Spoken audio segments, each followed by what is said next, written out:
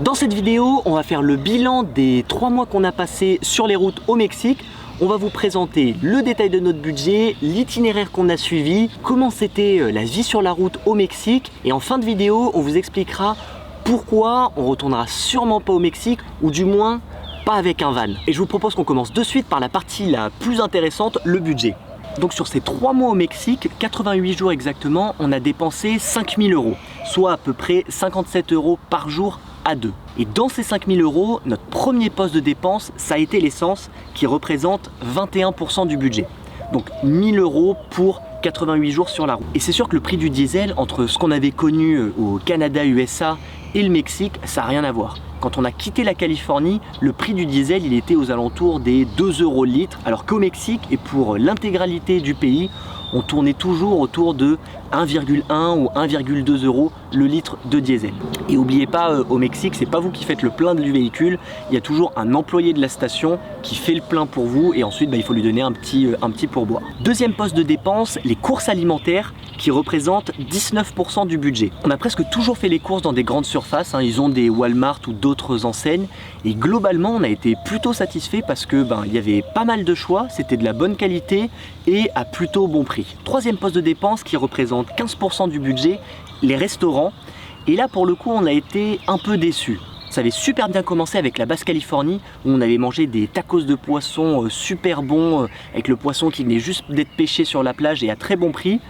Mais du moment qu'on est rentré sur le continent dans les terres, on a souvent été déçus des restaurants qu'on a fait. Et le problème qu'il y a avec le Mexique, c'est que c'est toujours un peu les mêmes plats. Ça va tourner autour du taco, ceviche.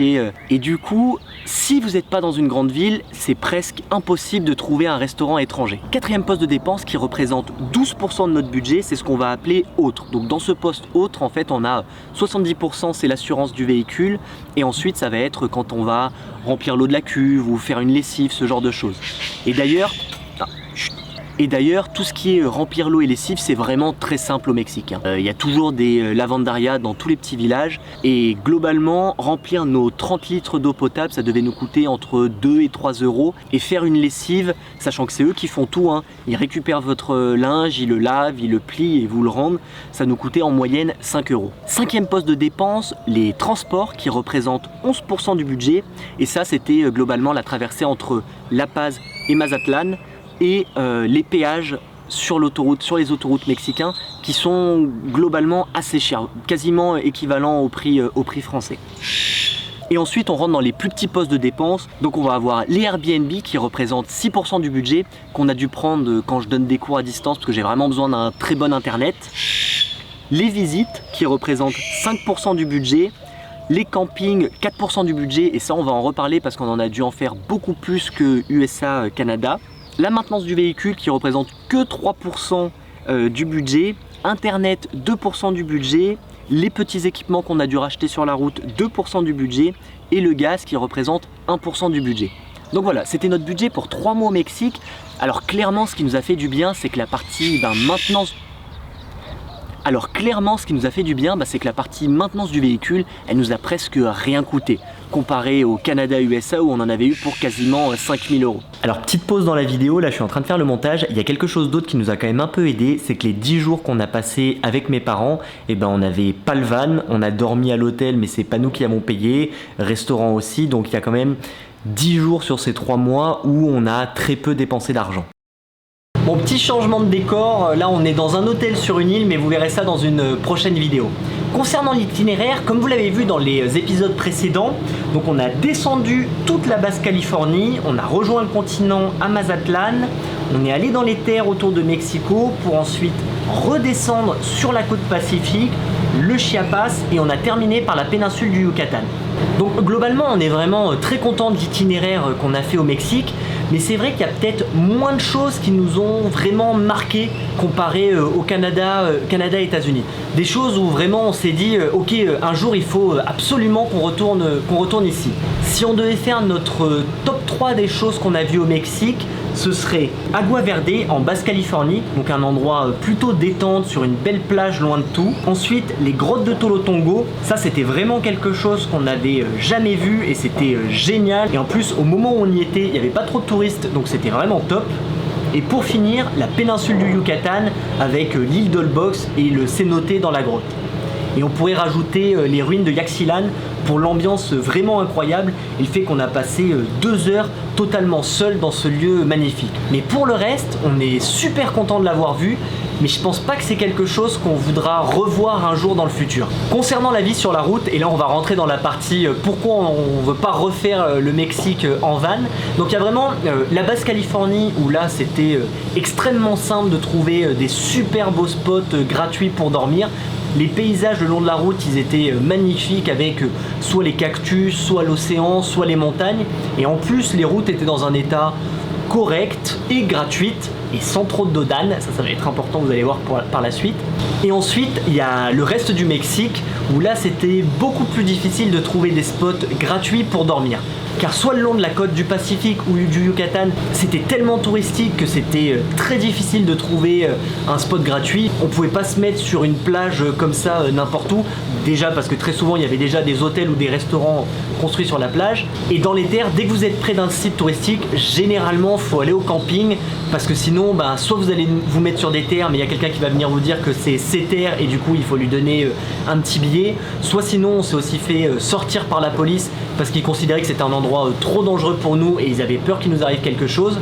Donc pas toujours simple de trouver un endroit simple pour dormir. Du coup ça fait qu'en 2 mois sur le continent mexicain, on a plus souvent dormi dans des campings ou des parkings payants que sur des spots nature et gratuits. Après je pense que ça doit être possible de le faire en 100% camping sauvage, mais c'est plus compliqué et nous à un moment on a arrêté de se prendre la tête et on est allé au camping.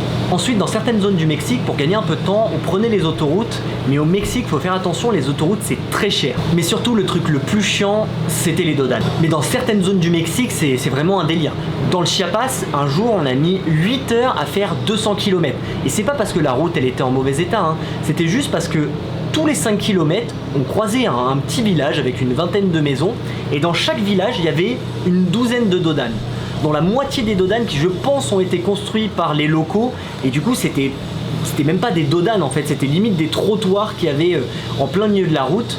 Et pour vous donner un exemple, nous avec le van, on pouvait même pas les passer en première, on était obligé de se mettre au point mort, d'y aller tout doucement, sinon on cassait tout à l'arrière. Il n'y a que dans le Yucatan où vraiment les routes étaient en super état et avec quasiment aucun dodan. Et du coup ça rend la conduite au Mexique vraiment fatigante et énervante. Il y a vraiment des moments où j'avais qu'une seule envie, c'était d'avoir un marteau-piqueur dans le pick-up et d'exploser tous les dodanes qu'on croisait.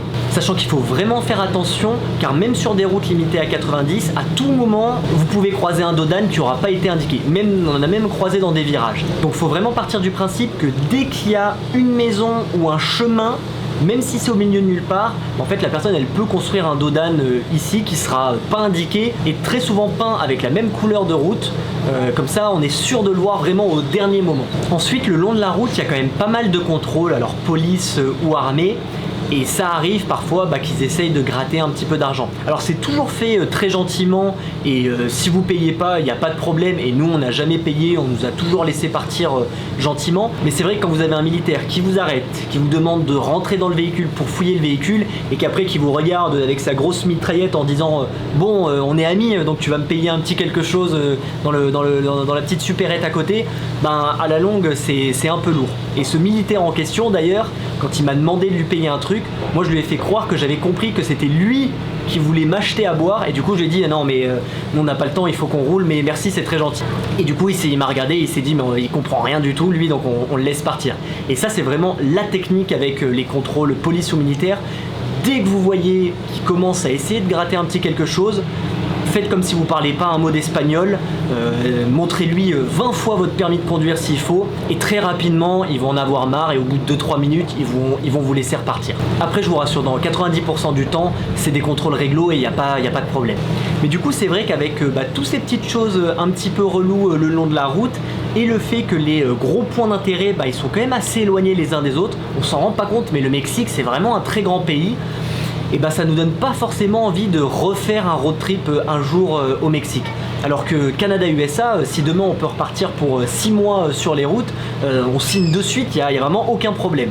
Ensuite on nous a demandé si maintenant après 3 mois au Mexique on parlait couramment espagnol. Alors clairement pas, on comprend de plus en plus mais on est encore très loin d'être capable de tenir une conversation normale. Et d'ailleurs, ça fera l'objet d'une prochaine vidéo. Mais sinon, globalement, on est super content des 3 mois qu'on a passé au Mexique. On avait un petit peu peur de l'insécurité, mais au final, on n'a eu jamais aucun problème. Moi, je me suis toujours baladé avec ma grosse caméra à la main et il n'y a jamais personne qui est venu nous embêter.